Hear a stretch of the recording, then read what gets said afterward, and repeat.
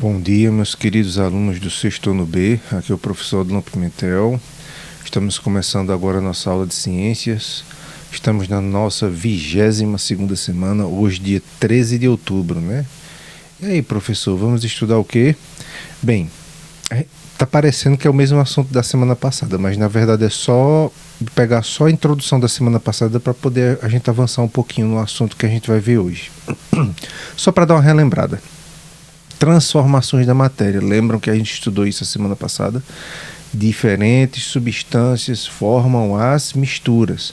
O plástico, por exemplo, é feito com substâncias presentes no petróleo, que é uma mistura homogênea. Então, do petróleo você tira um monte de substâncias, né? Você consegue isolar essas substâncias. A gente viu como é feito isso através de um processo de separação chamado destilação fracionada, e aí você consegue retirar uma série de produtos, como produtos para fazer plástico, gasolina, óleo diesel, óleo lubrificante, querosene, enfim, uma infinidade de materiais.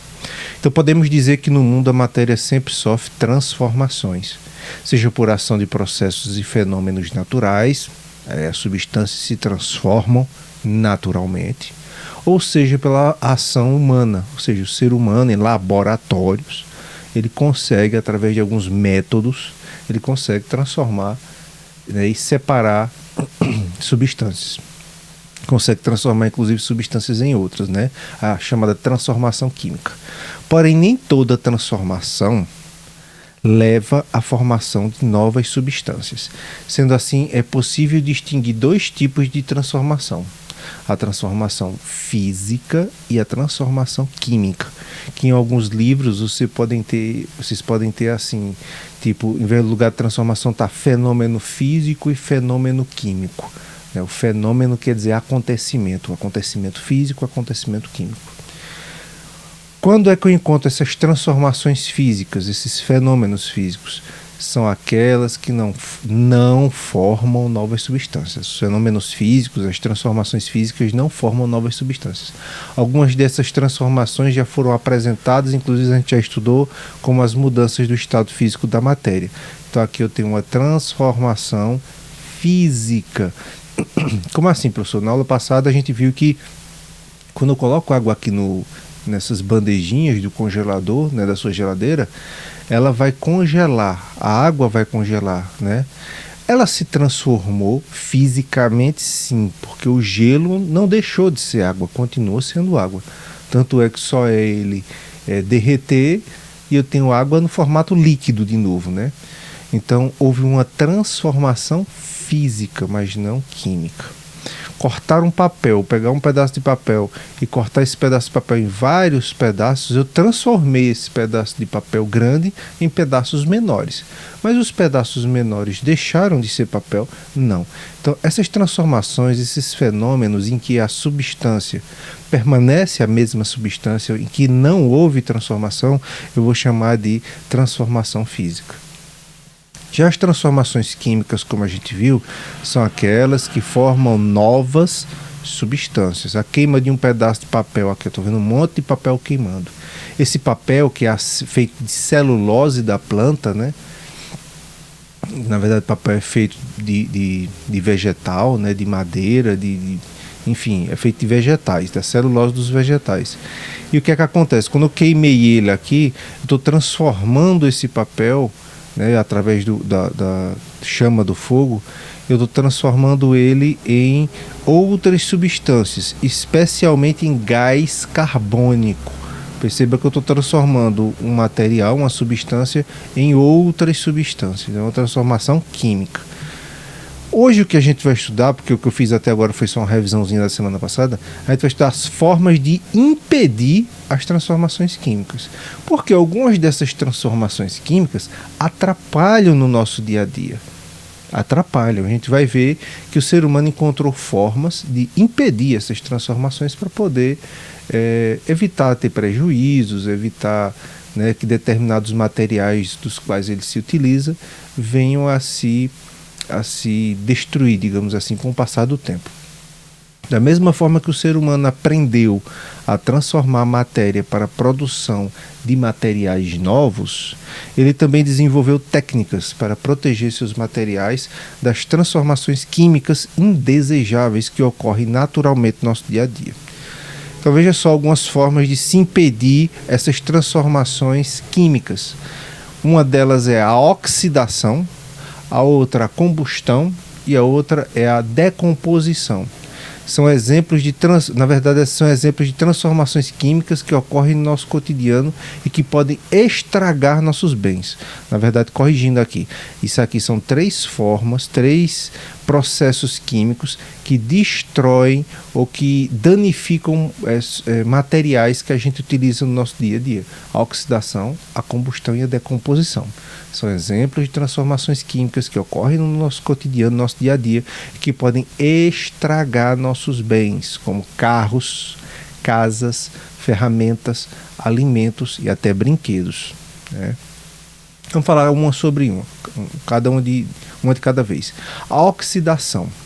A oxidação é uma transformação química pelo qual alguns materiais passam quando entram em contato com o gás oxigênio que está no ar. Então, com o tempo, esses metais, por exemplo, o ferro, ele vai enferrujando. Isso aqui é uma transformação química, uma reação química que acontece entre o oxigênio presente no ar e o metal. Com o tempo é inevitável que esses metais eles enferrujem. Aqui a gente está vendo um monte de cano enferrujado e aqui a gente está vendo alguns vagões de trem enferrujados, né? Esse processo pode ser observado, por exemplo, na formação da ferrugem, né? A ferrugem, no caso, o ferro, ele reage com oxigênio e o ferro se transforma em ferrugem.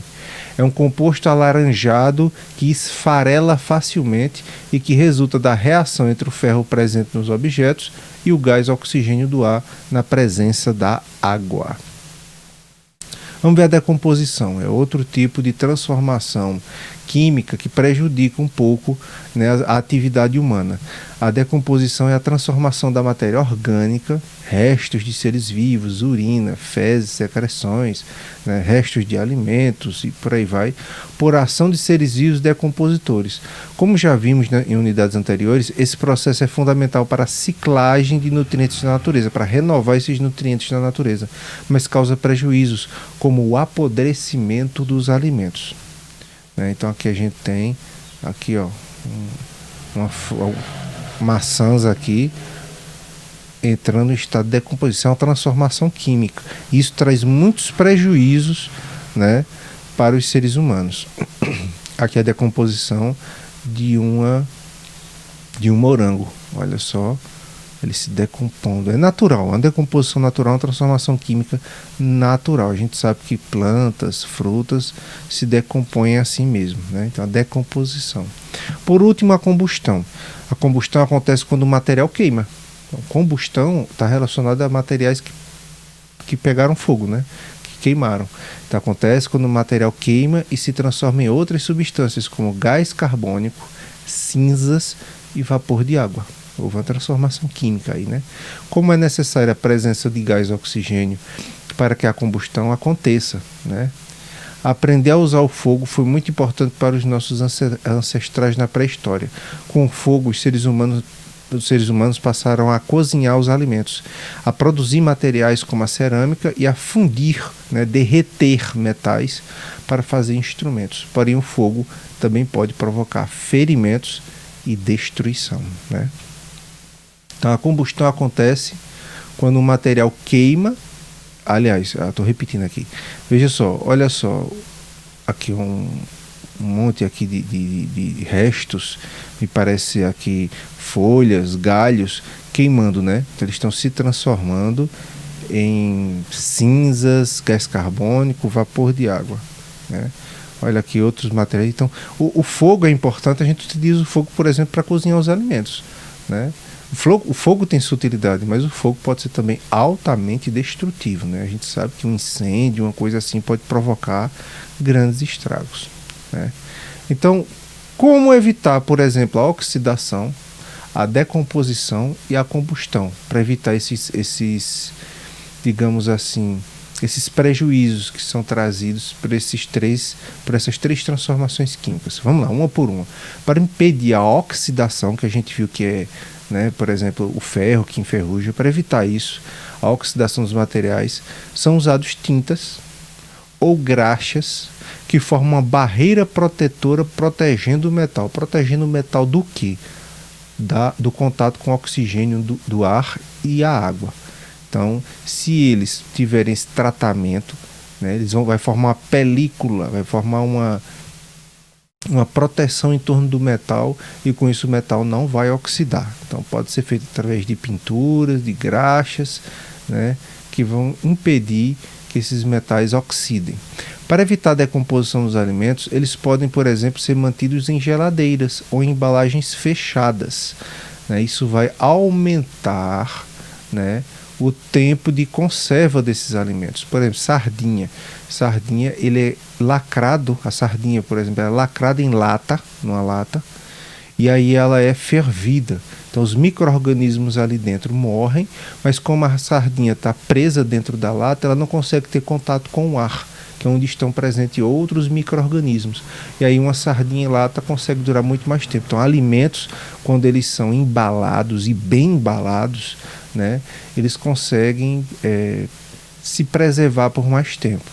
Colocar também alimentos na geladeira é uma forma de evitar que eles estraguem mais rapidamente. Então veja como o ser humano acabou retardando a decomposição, acabou diminuindo, desacelerando a decomposição através dessas técnicas. E por último, como é que se faz para controlar a combustão, né? Como é que faz para poder controlar algum objeto que está pegando fogo? Para controlar a combustão foram criados materiais que combatem as chamas, como os extintores de incêndio e os que não são inflamáveis, né? Materiais que não são inflamáveis, ou seja, materiais que não pegam fogo. Então foi assim que o ser humano resolveu o problema da combustão. Pois é, pessoal, por hoje é só. Espero que tenham gostado da aula e até a semana que vem, se Deus quiser. Um abraço para cada um de vocês. Tchau.